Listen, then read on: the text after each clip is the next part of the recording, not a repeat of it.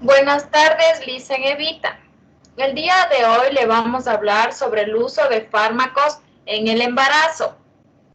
Como integrantes, Armijos Freddy, Aguirre Estefanía, Calderón Yadira, Guevara Carolina, Ortiz Catherine, Torres Maideli.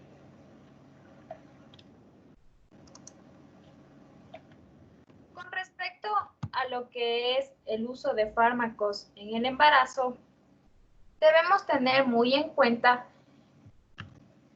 que el uso de fármacos es muy alto, ya que las madres sufren de alguna enfermedad crónica como es hipertensión arterial, diabetes, asma, enfermedades tiroideas y gastrointestinales.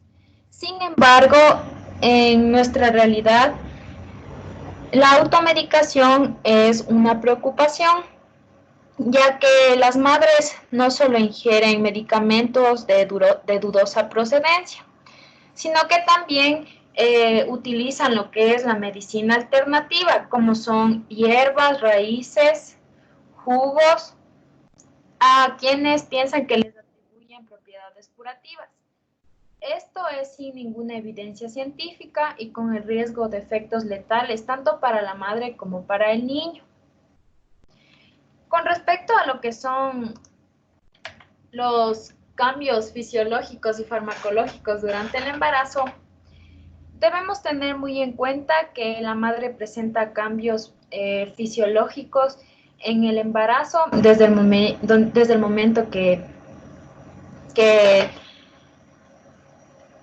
se embaraza, donde se debe tener muy en cuenta que el automedicarse, en este caso, no lo debería hacer, ya que debe tener mucho cuidado porque aquí actúa lo que es principalmente la placenta, ya que a través de ella se transfieren fácil y rápidamente muchos nutrientes, fármacos y drogas, donde se debe tener muy en cuenta que la difusión hacia los tejidos fetales de cualquier fármaco depende de varios factores relacionados con la solubilidad y los lípidos.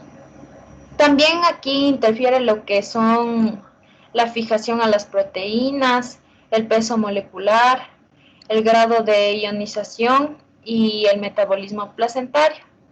Sin embargo, estos cambios fisiológicos que ocurren en el embarazo pueden modificar los cambios de la concentración del fármaco.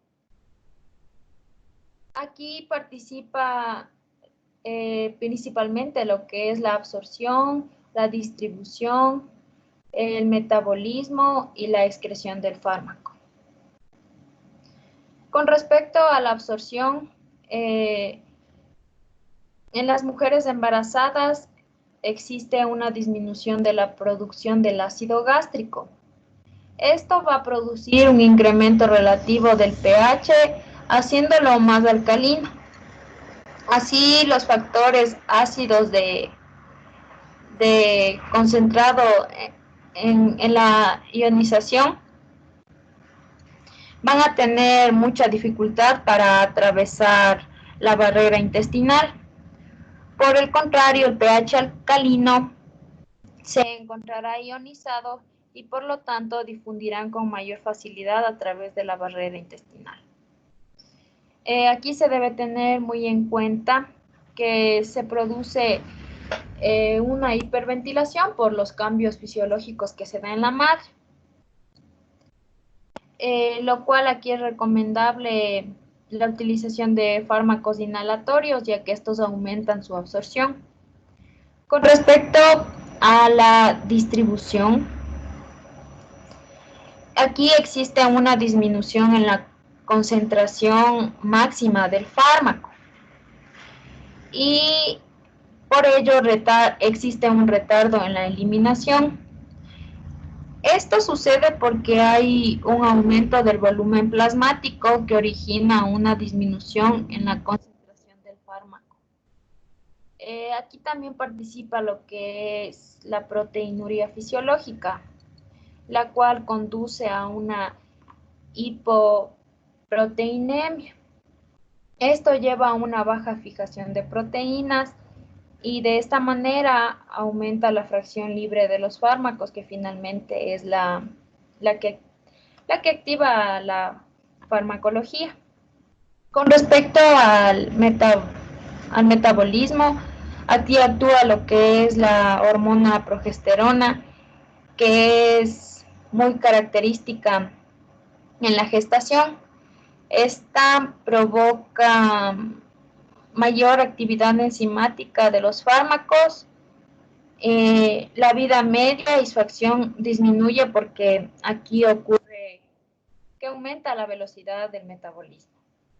Con respecto a la excreción, a la cual se refiere a la eliminación del fármaco, aquí existe un aumento en el flujo plasmático renal y la filtración glomerular, lo que lleva a una mayor excreción.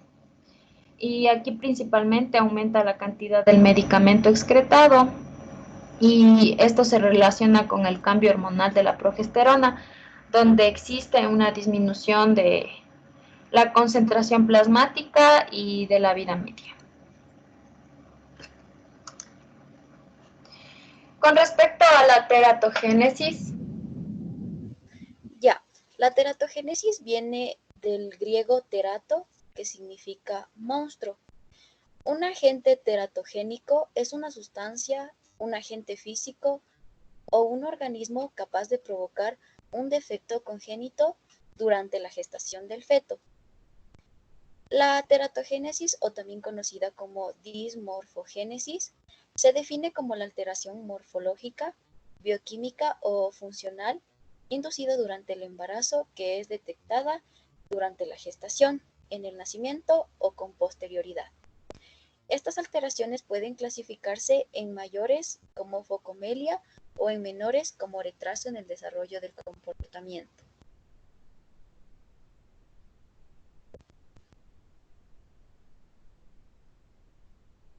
Ya, como etiología, existen diferentes agentes teratogénicos. Dentro de la clase más grande de estos están las drogas y los químicos. Sin embargo, los virus, las radiaciones, la hipertermia, que es la alza de la temperatura patológica en el cuerpo, y las alteraciones metabólicas en la madre también pueden actuar como agentes teratogénicos. Algunos químicos que se encuentran naturalmente en el ambiente pueden causar efectos congénitos. Por ejemplo, se han encontrado agentes teratogénicos en las montañas rocosas como el repollo de la mufeta. Como pueden ver en la imagen, es un tipo col, pero que nace en los pantanos o en los prados y de las que las ovejas a veces se alimentan.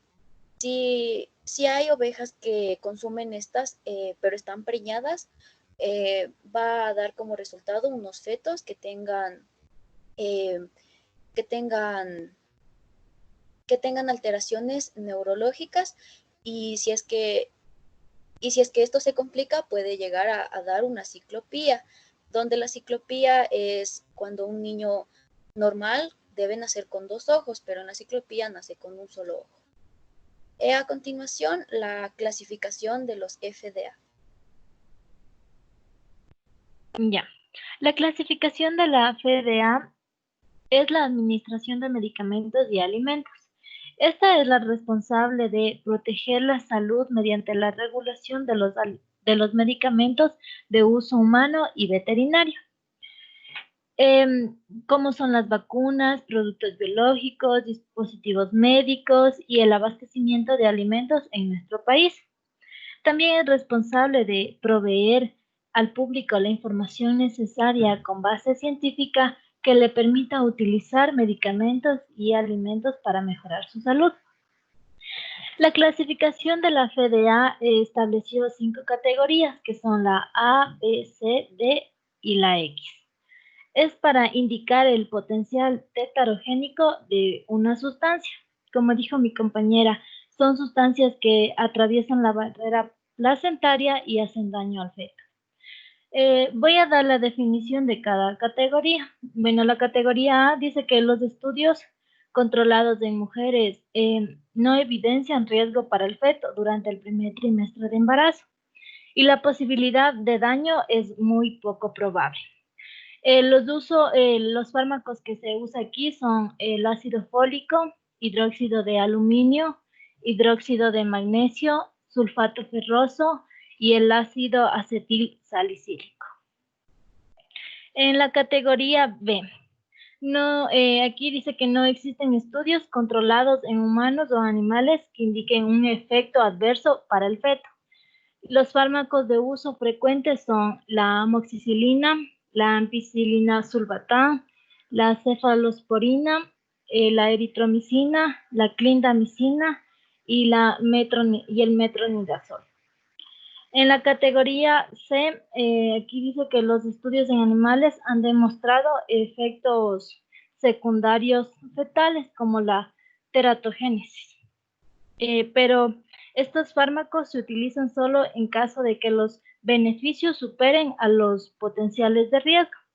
Los medicamentos de aquí son la gentamicina, la ciprofloxacina, la claritromicina, la dexametasona, el diclofenaco y el ketorolaco. En la categoría D dice que existe evidencia de riesgo fetal en humanos, pero en ciertos casos, como por ejemplo los beneficios pueden hacer al medicamento aceptable a pesar de sus riesgos. Estos fármacos son la alprazolam, diazepam, el carbamazepina y la fenitoína.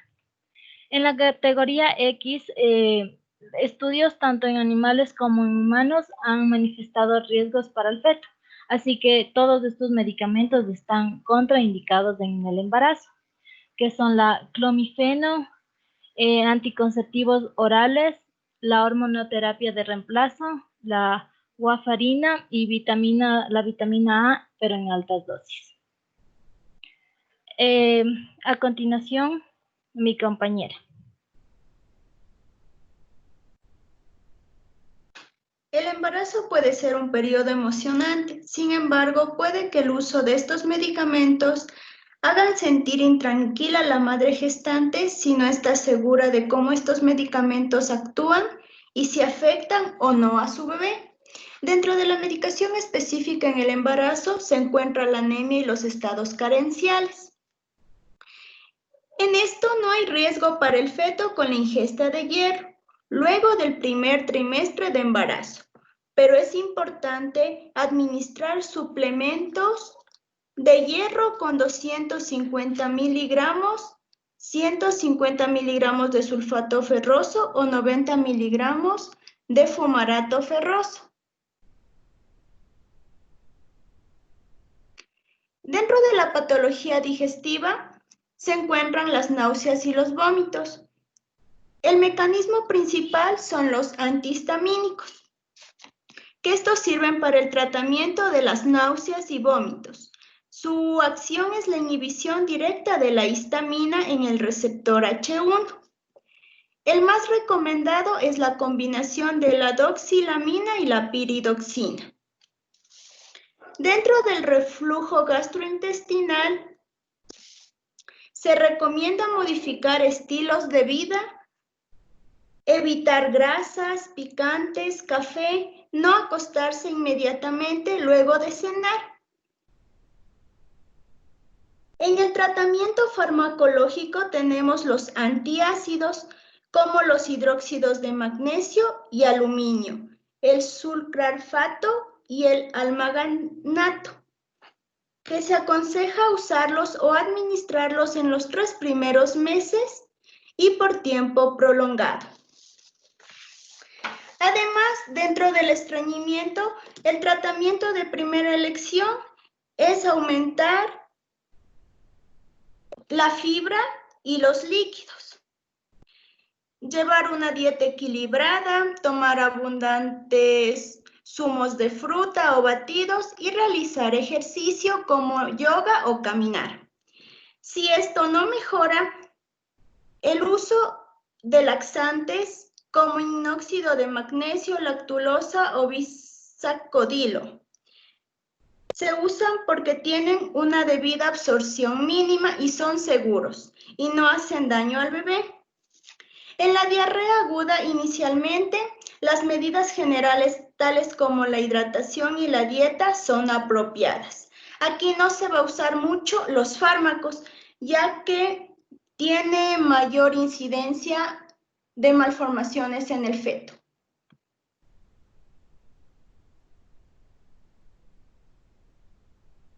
Dentro de las infecciones tenemos. Ya. Dentro de las infecciones, en el documento hablaba sobre que tiene un buen perfil de seguridad en las mujeres embarazadas. Aquí principalmente se utilizan los fármacos que son las cefalosporinas, las penicilinas, la citromicina y la clindamicina. También hablaba sobre los aminoglucósidos, que estos son relativamente seguros, pero decía que conllevaba un riesgo de otoxicidad y nefrotoxicidad fetal y materna. Ya. También aquí le divide lo que son en infecciones, que están la tuberculosis, que es el régimen en las gestantes, se basa en 3 fármacos: la isoniazida, la rifampicina y el etambutol. También está el resfriado común, que son medicamentos sintomáticos, son inocuos y en la gestación y se administran en un corto plazo. Y aquí principalmente se utiliza el paracetamol. Habla de las infecciones urinarias, que se aceptan las penicilinas, las cefalosporinas y el Aztreonumab. Y dice que el nifrofurantoína se utiliza mucho, pero existen algunas precauciones. La tricominiasis es del metronidazol, es usado con frecuencia sin efectos tóxicos sobre el feto. La vaginosis bacteriana, este se vincula con un aborto espontáneo o un parto prematuro, por lo que se considera importante que el tratamiento debe ser correcto y diagnosticado. Dice que se utiliza principalmente lo que es la clindamicina y el metronidazol durante 7 días. Ya. También, también hablaba sobre las patologías neurológicas y psiquiátricas. Aquí se habla sobre la epilepsia, que está comprobado el riesgo teratogéneo de las drogas antiepilépticas. También dice que con altas dosis y debe ser solamente 3 o más drogas combinadas. Se habla también del embarazo cuando existe la migraña. Aquí se utiliza el paracetamol, los narcóticos y los antieméticos, que son de primera elección. Y los antiinflamatorios no esteroides, los AINES, que son permitidos hasta la semana 30.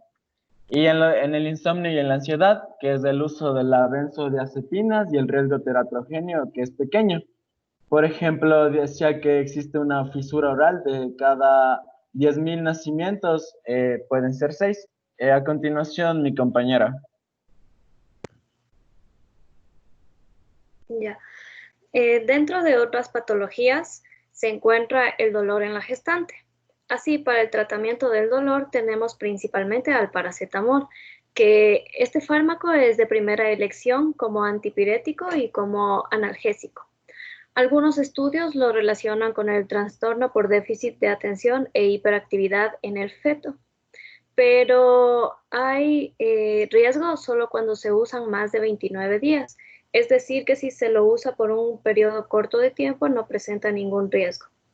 También están los antiinflamatorios no esteroides, dentro de los cuales tenemos el ibuprofeno, el naproxeno, el diclofenaco, que no se consideran teratógenos, pero pueden tener efectos adversos en el feto cuando se administran en el tercer trimestre. El naproxeno puede provocar dificultad respiratoria en niños prematuros por el cierre prematuro de ductus arterioso. Y así en un estudio con ibuprofeno mostró que sí está asociado a abortos, por lo que se recomienda no usar este AIN cuando hay antecedentes de abortos recurrentes.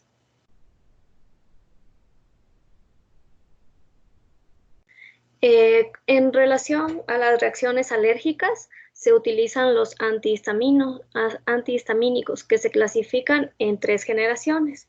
Los de primera generación está la doxilamina, el dimenhidrato y la clorfenamina. De segunda generación está la cetiricina, terfenadina y loratadina. La cetiricina y loratadina se consideran de primera elección. Y como tercera generación está la levocetiricina y la desloratadina. Estos corticoides intranasales son el tratamiento recomendado para la rinitis alérgica debido a que es su baja absorción sistémica.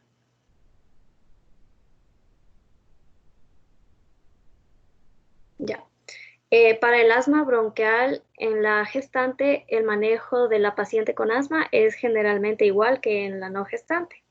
Se prefiere el uso de la medicación inhalatoria que la vía oral o parenteral. Esto debe ajustarse a la severidad y características del cuadro clínico que presenta la paciente.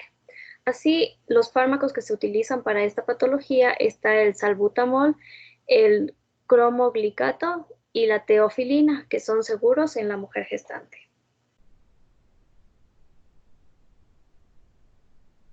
Ya. Los corticoides que se utilizan también para el tratamiento del asma, todos estos atraviesan la placenta en diferente magnitud. Cuando se administra prednisona o prednisolona a una gestante, la concentración del compuesto activo en el feto es inferior al 10%. Por ello, son de elección en el tratamiento para el asma. Y cuando se desean efectos esteroideos en el feto para acelerar la maduración pulmonar, se utiliza la betametasona o dexametasona, porque estos tienen la característica de que atraviesan la placenta en gran concentración.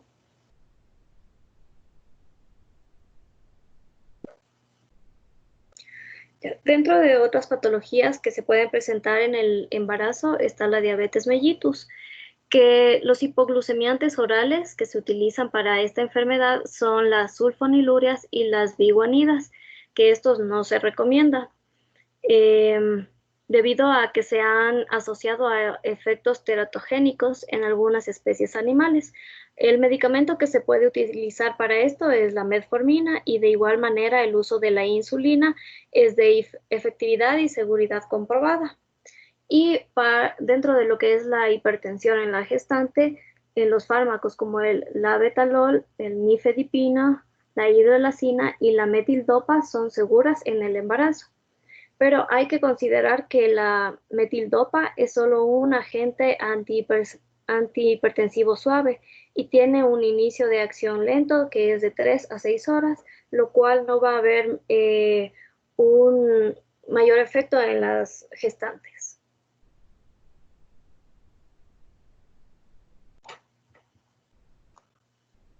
Ya. Un grupo importante de fármacos también están las vacunas, que las vacunas contra el tétanos, la difteria, la influenza, la hepatitis A y B, el neumococo, están recomendadas en pacientes embarazadas, especialmente si existe un riesgo de contraer alguna de estas infecciones. Y se deben evitar las vacunas con virus vivos, como es la vacuna triple contra el sarampión, la rubeola y la parotiditis están contraindicadas en una gestante.